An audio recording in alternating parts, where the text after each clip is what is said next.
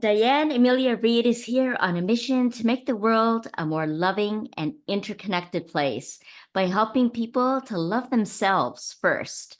I am so excited for you all to join us today as we get into talking why taking little risks get us ready for when the big one presents itself. I'm Jennifer Regular, the host of Awaken and Ascend and the Soul Illuminator at Lighting the Path. This show is one that brings in the spiritual change makers, the conscious leaders, wellness advocates, light workers, and healers from all around the world who share their wisdom to support you on your journey of self-realization. So right now, we have a mind and body alchemist for women over 50. Diane Amelia uses her unique transformation toolbox to help midlife women create a sustainable path to their best health, confidence, income, community, and so much more. Welcome, Diane Amelia. Thank you so much for taking the risk to be here today. Good one. Thank you, Jennifer. I cannot wait to chat with you. Yeah, I love this, taking risks, because this is where we get to see what's possible, to really delve into new potentials for our life, to see what we're actually capable of. And I'm really curious about what helped you gather the courage to take this kind of journey, to take risks and to see the results of that and then convince everyone else to do the same thing. That's it. And risk is not the same for everyone. Risk is not necessarily bungee jumping. Risk can be, talking with someone in line at the grocery store. I mean, that can, for someone, that could be a terrifying proposition.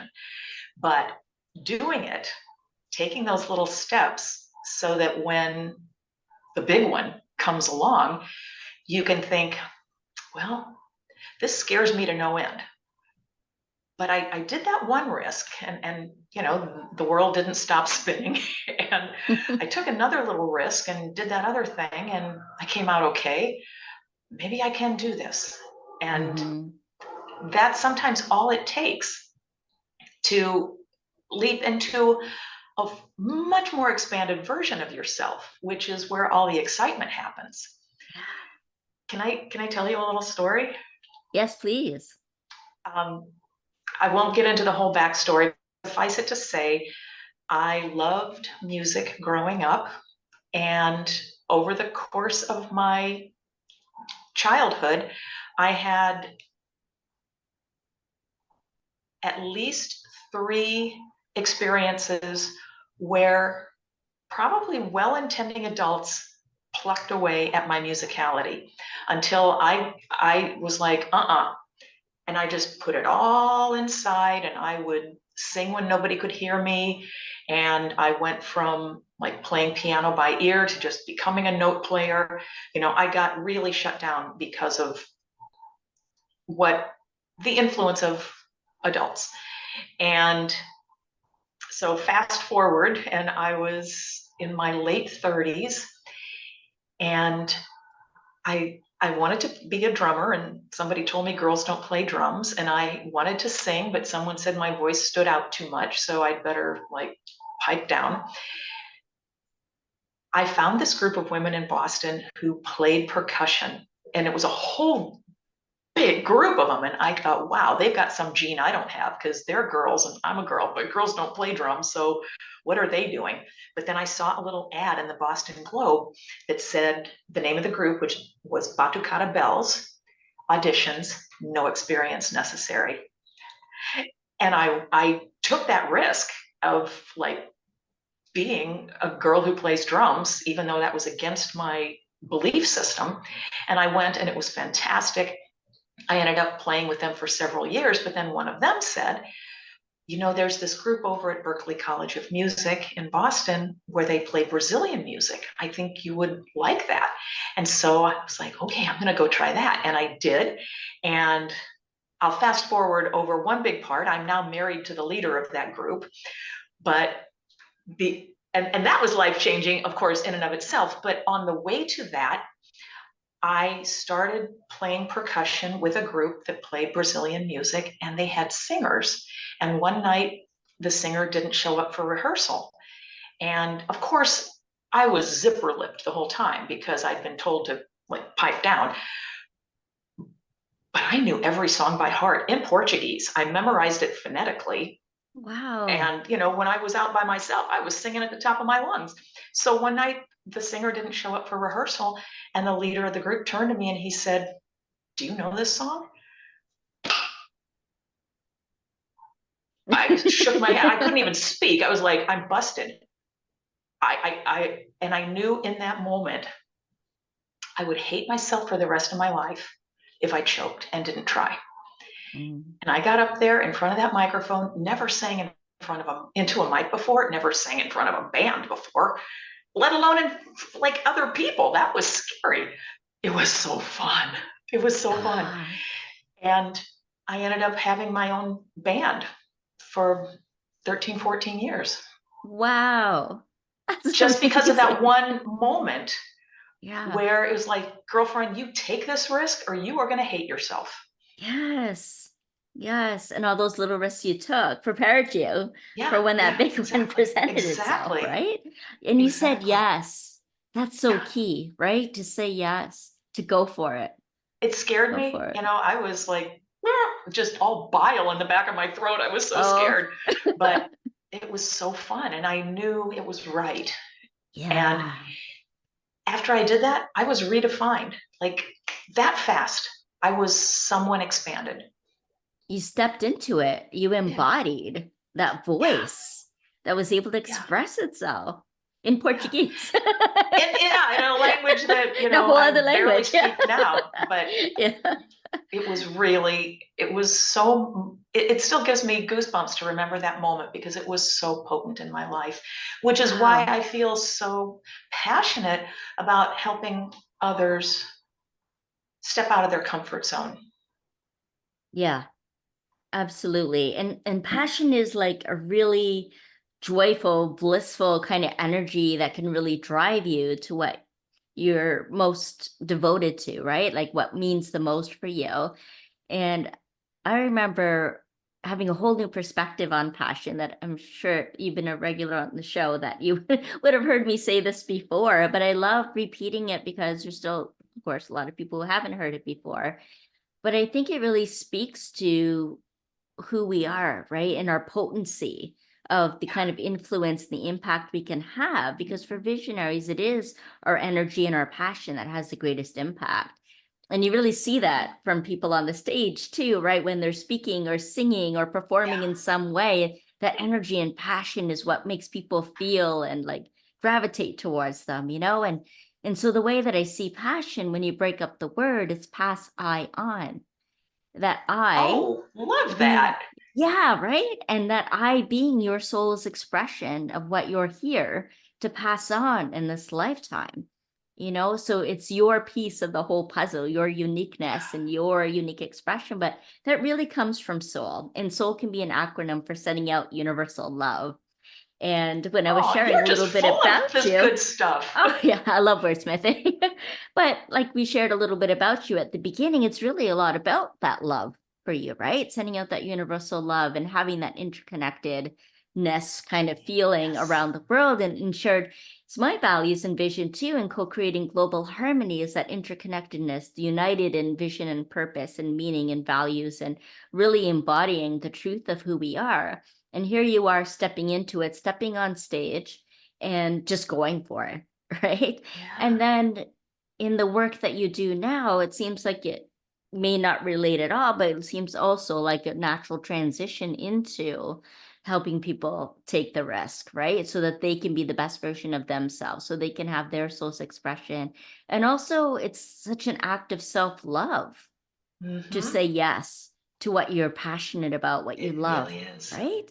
Yeah. It So tell really us more is. about that. How did you make the transition into the kind of work that you do now as an alchemist? So I took that risk and put myself there on stage, and that fueled my next big risk. The year I turned 60, a couple of things happened. One, I couldn't quite zip up my favorite dress that I'd been able to wear the year before. It was just a little, I was getting a little thick. And I also did that thing that people do, which is look out at my long-term financial possibilities because I had just gone surfing for the first time Oh. and had this idea. I want to spend my third chapter surfing. I want to go surf the world, and that's what I'm going to do when I Surf stop the working. world. Yeah, all right. Only the beginner spots. I'm not looking for those big Olympic tubes. Mm-hmm. And I also had my husband and I, thanks to his former wife, I get 3 grandchildren. I skipped the hard work of parenting because he and his ex-wife had a couple of kids, and now they're full-on adults, and we have these 3 wonderful grandsons who we told, when you turn 12, we'll take you on a special trip, each one of you.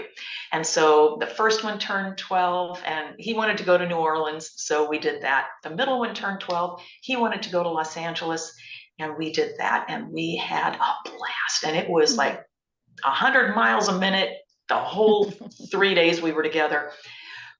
But that was the year I turned 60, and on the flight home, I thought, grandson number 3 is not going to be 12 for several years. Am I going to have the money for this? And am I going to have the energy?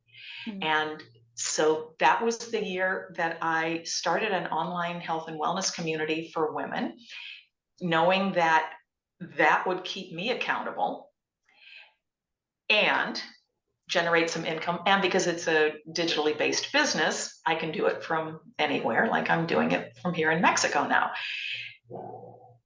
But to start a fitness business at 60, the chatter in my head, when all my baby boomer friends were like, well, I guess it's all downhill from here. And, just all of that, well, this is the beginning of the end of my life kind of mentality. I was like, oh, no, no, no, no, no. I am not having that. And so I had to battle those societal messages and also my internalized version of those messages to think, who's going to want to join a 60-year-old gray and purple haired woman in fitness? But turns out there are a lot of other women like me, and but it was also very risky. It just, again, it wasn't bungee jumping, but for my internal process, it felt very risky to put myself out that way because my background is not in fitness. But now I have this fantastic community, and we all subscribe to a similar platform. We nicknamed it Sweatflix because it's like Netflix, but it's all, yoga or shadow boxing or country dance workouts. It's a huge catalog. That is super cool. It's fun. And you press play, like with Netflix, whenever it fits your day. Oh, wow. And then we connect on a private app to cheer each other on and commiserate when we've overdone it, and all of the things.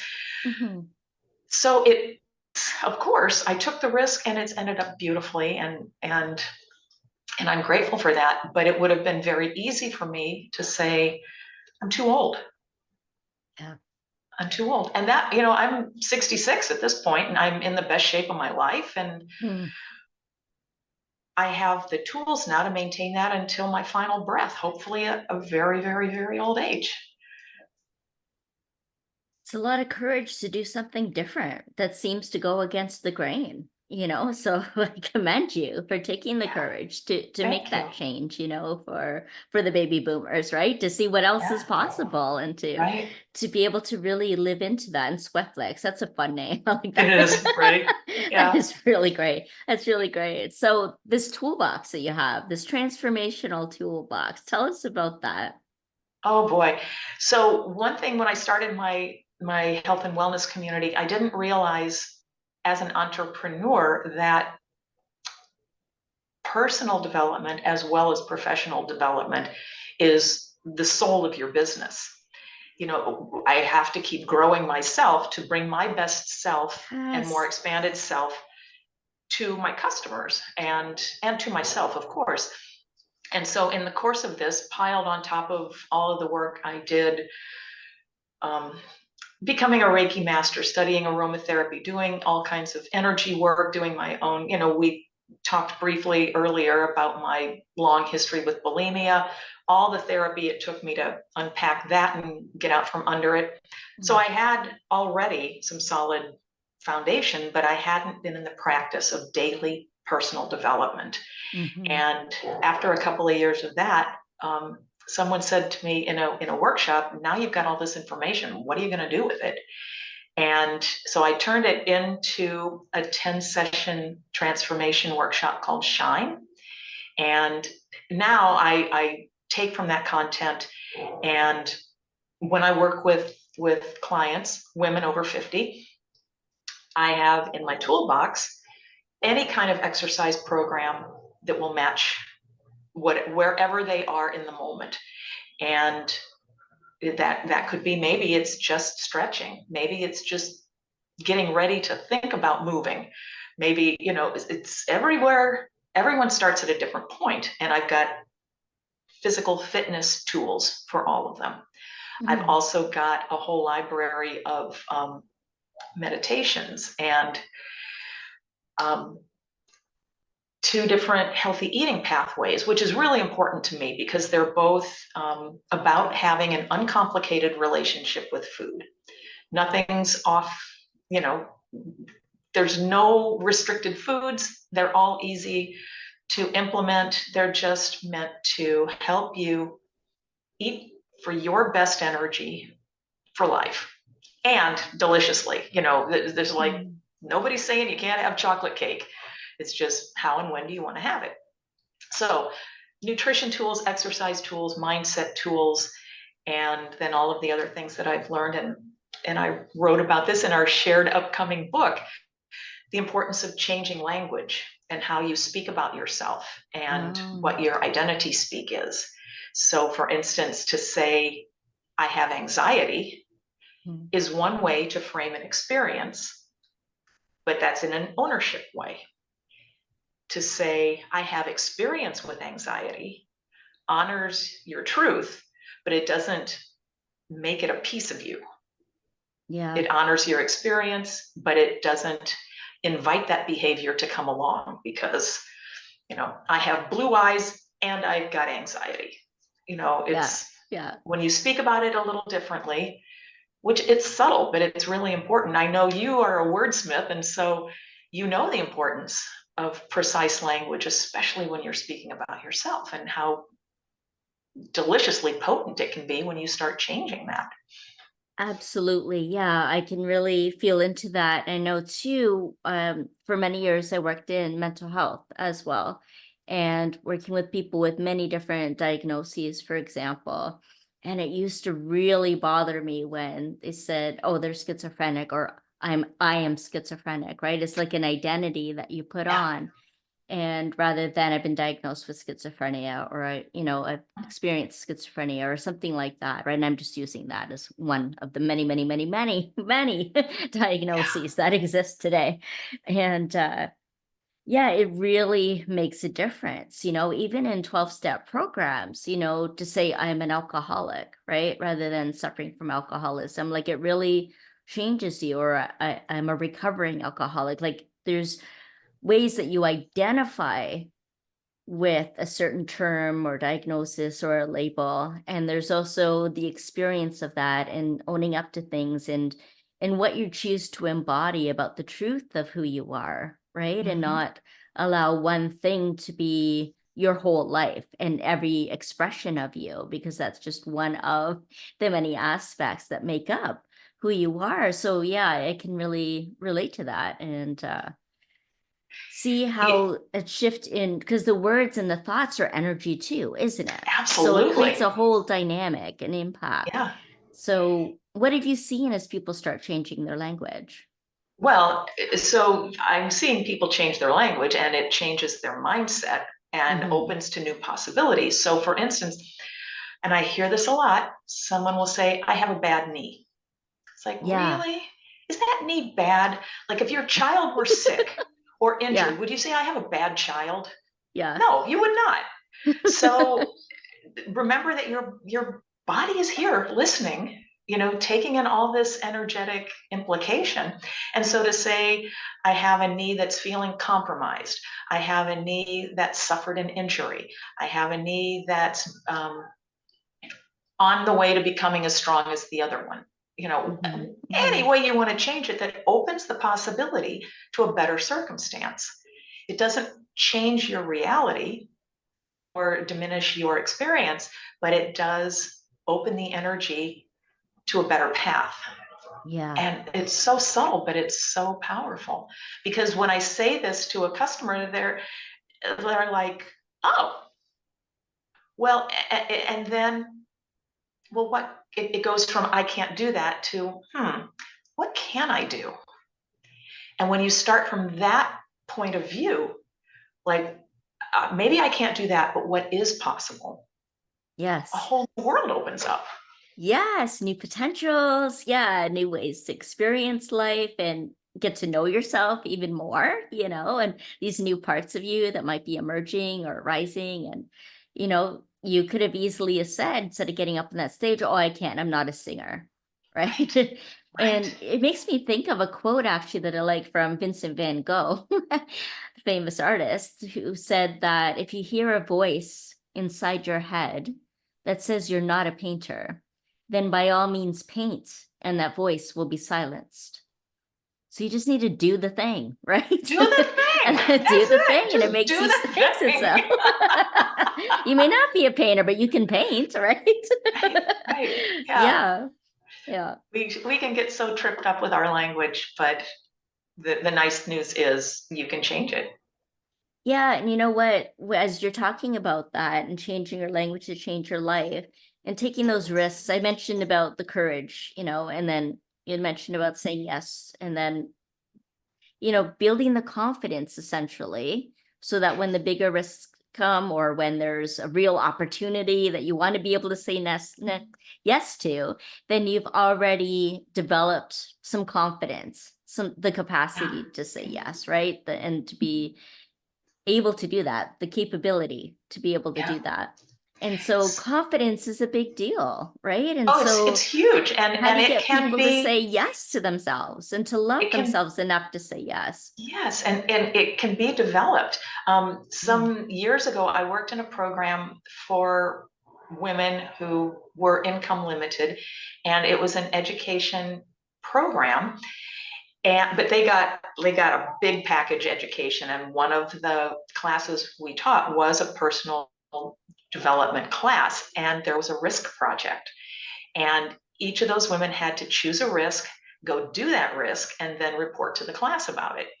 And I mean, it was the full gamut of things. One was a woman confronting her husband and son about not doing the dishes.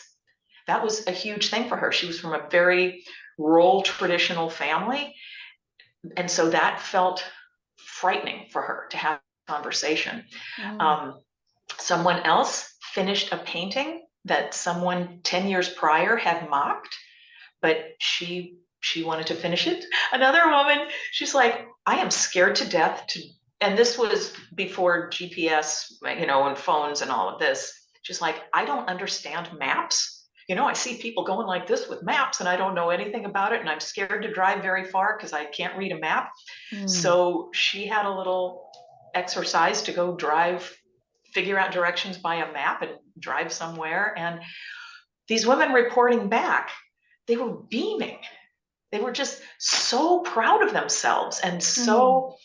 so much more aware of what more they could do. And it's Yeah. like, I'm going to go to college. I'm going to apply for this job. I'm going to have this. I'm going to have other conversations with my husband and kid. And it was just such great evidence of the power of stepping out of your comfort zone. Yes, I love that so much. And it's not just stepping out of your comfort zone, you're actually stepping into your growth zone, Yeah, yeah, right? You're yeah. stepping into your growth zone. I just want to take a moment and ask the audience, anyone who's tuning in right now, what would you do today if you were brave?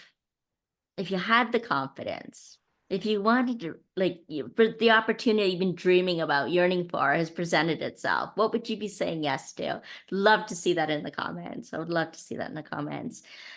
Diane Amelia, what if people want to connect with you and get some of that, what you've been talking about, the courage, the confidence, the transformation, just owning who you are, discovering new parts of yourself and what you're capable of, how would they connect? Oh, multiple ways. Easy is going to my website, dianeameliaread.com. You can take Diane Amelia Read and add at Gmail and just email me. I'm on LinkedIn, Facebook, Instagram. You can go to TopMate and schedule time to have a brainstorming chat with me. Go to Calendly, which you can access through my LinkedIn profile, and just book a quick chat to hear more about what we could do together. So all kinds of ways. Amazing. Okay, for sure we'll have all the links down in the show notes below, so anyone tuning in can easily access those. And we'll even have the link there for the book that Diane Amelia mentioned that we're both in. We're co-authors in The Ultimate Guide to Leaving a Legacy, and we'll put the link in for that too, so you can check that out. That's where we get to write about our stories and our lessons that we learned and the messages and how we're transforming lives now. You'll find my chapter in there too about how to become a living legacy. It's leading with passion and lighting the path to profound impact and collective transformation. So you'll find that in there too, in the show notes. And Diane Amelia, is there anything else that you'd like to share with us today? Only that I think you're awesome. This has been so much Thank you. fun. It has been. It really has been. And time really flies. I'm like, we can just keep talking for like at least another hour or so, but we'll leave it up to you guys to connect with us. We'll have our contact information below. And yeah, I had a lot of fun too. So thank you so much for being here with us today. I really appreciate you and everything that you shared with us. Thank you. My great pleasure. Yeah.